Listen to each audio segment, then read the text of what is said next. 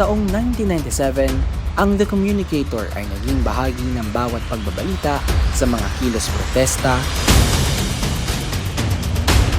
pakikibaka, at laban sa malayang pamamahayag.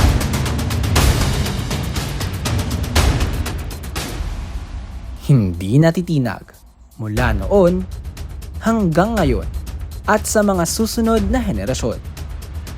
Patuloy na maglilingkod at tutuklasin ang katotohanan.